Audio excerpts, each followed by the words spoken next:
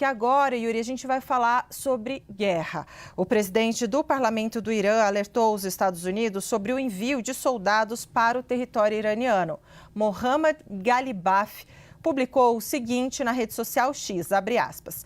Se os Estados Unidos não conseguem proteger nem os próprios soldados nas bases americanas na região e, em vez disso, os deixam escondidos em hotéis, como poderiam protegê-los em solo iraniano? Fecha aspas. O alerta vem em um momento em que os Estados Unidos deslocam milhares de fuzileiros navais e navios de guerra para o Oriente Médio. A porta-voz da Casa Branca disse que o presidente Donald Trump não planeja enviar tropas terrestres no momento. Mas uma apuração da CNN revelou que autoridades do Pentágono se preparam para a próxima fase da guerra e elaboram planos para enviar soldados ao Irã.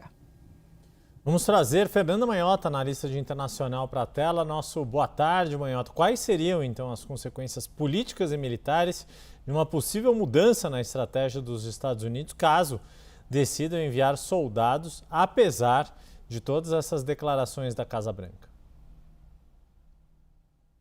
Pois é, Yuri, boa tarde a você, a Débora, a todos que nos acompanham no 360. Seria uma verdadeira ruptura e um marco na política externa dos Estados Unidos desse século, particularmente sob a gestão de um presidente como Trump, Yuri. Em primeiro lugar, é evidente que isso representaria uma quebra bastante significativa do ponto de vista da narrativa doméstica. A gente sempre enfatiza aqui que o presidente Trump foi, ao longo dos anos, sempre uma figura muito crítica e prometeu, inclusive, evitar as chamadas guerras sem fim. Então, seria, de certa maneira, um contrassenso, né, ao que ele próprio representou ao longo desses anos. E, claro, o envio de tropas, na medida em que geraria todo esse burburinho interno e essa contradição, sem dúvida, desembocaria, né, num risco político doméstico significativo para o governo Trump, tanto do ponto de vista da permanência do presidente, que poderia ter a sua autoridade contestada se ele perdesse apoio político no Congresso, por exemplo, com pedidos de afastamento, denúncias de abuso de poder e coisas desse tipo, como, evidentemente, com impactos imediatos na própria condição eleitoral das eleições de novembro, né, eleições de meio de mandato, que devem renovar boa parte do Congresso. É bastante provável que, se ele fosse nessa direção, haveria aí uma grande onda de impopularidade que daria aos democratas uma sobrevida, eu diria, nessas eleições agora de novembro. Além disso, Yuri, do ponto de vista militar, dá para dizer que, caso os Estados Unidos avançassem com uma estratégia mais agressiva e mais direta sobre o território iraniano, quem sabe até com boots on the ground, né, com soldados de fato, com ocupação, isso representaria uma escala qualitativa desse conflito. Então, a gente estaria diante de um confronto direto, né, mais direto do que só a guerra aérea e naval que tem acontecido nesse momento, com aumento de riscos potenciais para um conflito, para um enfrentamento generalizado em termos regionais. Também existe a possibilidade de que o Irã, diante de uma ameaça como essa, né, uma ameaça reafirmada, pudesse reagir ainda com mais intensidade desse ponto de vista assimétrico, como a gente já tem acompanhado.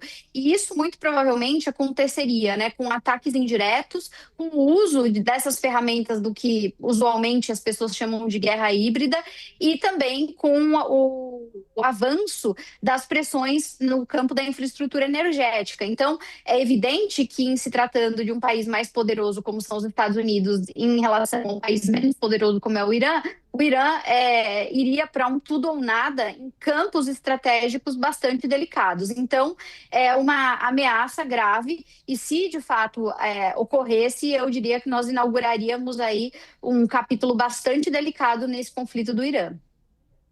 Escalado e tanto, né? Fernanda, deixa eu aproveitar para te perguntar como é que a ameaça do parlamento iraniano e os planos também dos Estados Unidos para o envio de soldados podem afetar as relações diplomáticas entre Washington e os países que são aliados ali na região.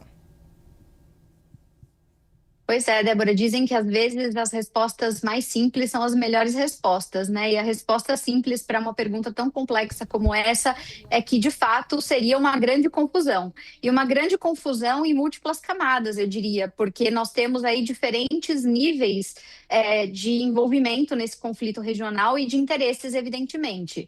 Em uma primeira camada, dá para falar daqueles que são os apoiadores eventuais dos Estados Unidos e que dificilmente abandonariam os Estados Unidos, mas que teriam um certo apoio condicionado, como são, por exemplo, os aliados do próprio Golfo, né? A Arábia Saudita, os Emirados. Então, é um pessoal que apoia a contenção do Irã e dificilmente deixariam os Estados Unidos a pé, mas de certa forma também temem virar um campo de batalha indireto. Então, é aquela coisa do embarco e te dou passagem, mas não pretendo colocar o time em campo exatamente com toda a energia. Depois vem uma segunda camada ainda entre os aliados, que é evidentemente a camada que inclui Israel.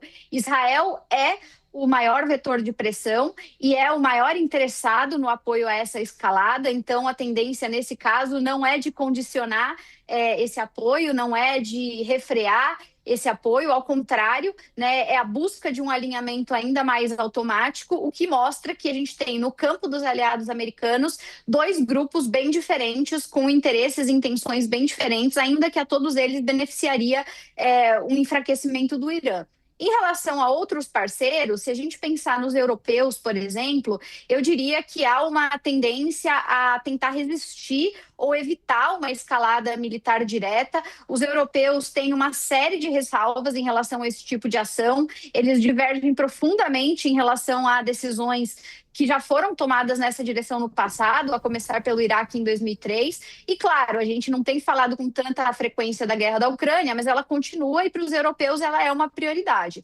Para concluir, eu diria que ainda vai ter aqueles que vão permanecer na ambiguidade estratégica. É o pessoal que depende do petróleo do Golfo e evidentemente, né, tá ali se equilibrando nessa história, que não gosta exatamente dos Estados Unidos, mas não quer abrir uma frente de combate militar direto com os americanos. Estou falando, claro, de China e de Índia. Então, é camada atrás de camada, viu, Débora?